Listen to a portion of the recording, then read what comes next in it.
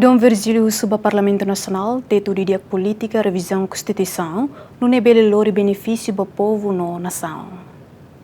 Arcebispo Arquidiocese Metropolitana Dili Dom Virgílio Cardeal do Carmo da Silva SDB Hateten, Parlamento Nacional nia Política atu halo revisão Constituição RDTL ne, precisa teto de dia no nebele fo benefício para povo no nação. Dom Virgílio Cardeal hatolia hirak ne relaciona ho política Parlamento Nacional, quando bahalo revisão ba Constituição, nebe oras ne iha fase audiência hodirona opinião pública. Dom Virgílio Mosateten molok halo revisão ba lei inan ka Constituição RDTL tengirona hanoin husi entidade hoto. Idane agora sai Italian kata a preocupação ida vai ter governo nono constitucional nebe halu hela socialização idane rona hela ema barak ni Hanoi ane lógico ne idane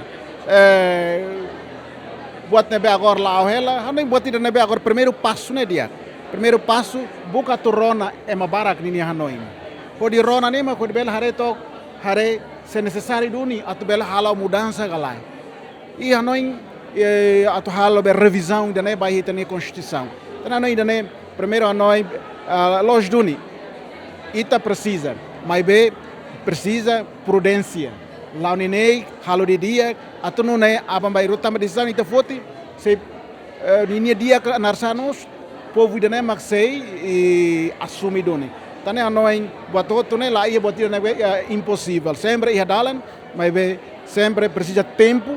Ano iliusi for tempo suficiente a tu rona, a tu debate, a tu qualia molok for ter decisão ida, lorito ia a revisão ninian. Tebel dengan a Constituição ne hal ho de servir povo. Depois de lá, tina ruanu resine, sayo namos buat barak ne bete bela na itania matéria ho de hare, ho de avalia, baita bela de bele ulai. Edu ne anoin possibilidade a tu revisão ne ia. Mas be tem que submeter ba ia processo ida ne be, dia processo ida ne be transparente, atau não é revisão ne belori benefício baia povo na nação. Parlamento Nacional hahu halo na konsulta pública ho entidade sira, ho dirona opinião sira, ho si parte relevante molok halo revisão ba lei inan. Ia Constituição RTL artigo atu sida 50 resing hat, kona ba inisiativa no tempo halo revisão, deputado no bancada parlamentar sira, mak halo inisiativa revisão ba lei inan, Parlamento Nacional mos bele asumi kibit ho di revisão lei inan, wang hira deputado Barak Liu, baluk 5 hat, Julio Beleng, Juliana Maria, Jemen.